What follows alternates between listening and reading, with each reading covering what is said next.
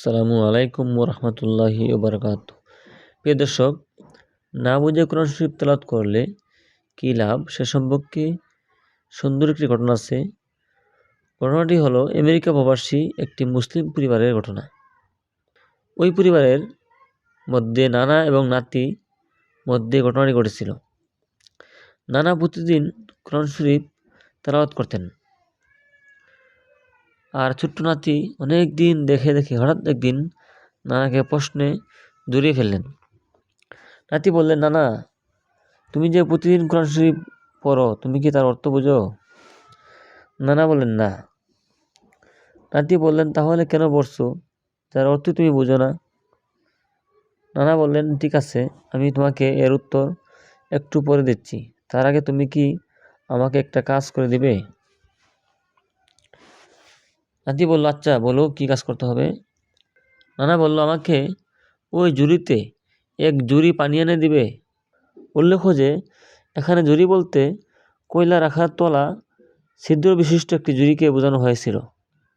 অর্থাৎ আমাদের এলাকার মা বোনেরা যে সমস্ত ঝুড়ি দিয়ে যে শাকসবজি ধুয়ে আনে নদী থেকে, ওই ঝুড়ি বোঝানো হয়েছিল, যা ছিল অত্যন্ত নোংরা এবং অপরিষ্কার। অর্থাৎ এই ঝুড়ির মধ্যে ছিদ্র ছিল এবং নোংরা এবং অপরিষ্কার ছিল। নাতি, এটার তলা তো ছিদ্র, এতে তো পানি আনা যাবে না। না না, যাও, চেষ্টা করে দেখো, পানি ভরেই দৌড় শুরু করো, যতটুকু শেষমেশ নিয়ে আসা যায় আনতে পারো। নাতি বারবার প্রাণপণ চেষ্টা করেছিল যাতে কিছুটা হলেও পানি নিয়ে আসা যায়, কিন্তু 4-5 বার চেষ্টা করাও সে সম্পূর্ণ ব্যর্থ হলো, পানি আনতে পারলো না, কারণ এটার তলা ছিদ্র, কীভাবে পানি আনবে? না না, এবার বলো তো, এই ঝুড়িতে করে তুমি কি কোনো পানি নিয়ে আসতে পেরেছো? নাতি বলল, না, অসম্ভব, আমি তো আগেই বলছি এটার তলা ছিদ্র, এটা দিয়ে কীভাবে আনবো? না না, তা ঠিক, কিন্তু তুমি কি এই ঝুড়িটার কোনো পরিবর্তন লক্ষ্য করেছো? নানা বলল, কি? এখান থেকে পয়েন্ট শুরু। নানা বলল, তা ঠিক, কিন্তু তুমি কি এই ঝুড়িটার কোনো পরিবর্তন লক্ষ্য করেছো? নাতি বলল, হ্যাঁ, এটা অনেক নোংরা ছিল, কিন্তু এখন ঝুড়িটা পানিতে পরিষ্কার হয়ে গেছে। পানি আনতে পারছি না, কিন্তু ঝুড়িটা নোংরা ছিল, ঝুড়িটা অপরিষ্কার ছিল। আমি বারবার চেষ্টা করছি পানি আনার জন্য, কিন্তু আনতে পারছি না, কিন্তু ঝুড়িটা পরিষ্কার হয়ে গেছে।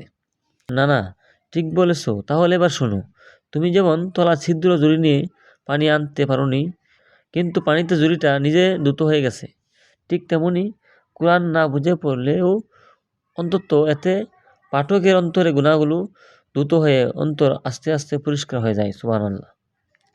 আর যদি তোমার ঝুড়িটার তলা ছিদ্র না থাকতো, তাহলে তুমি ওই পানি নিয়ে এসে নিজের ঝুড়ি এবং অন্যান্য থালা বাসন দ্রুত করা, এমনকি অন্য লোকদেরকেও পানি দিয়ে সাহায্য করতে পারতে।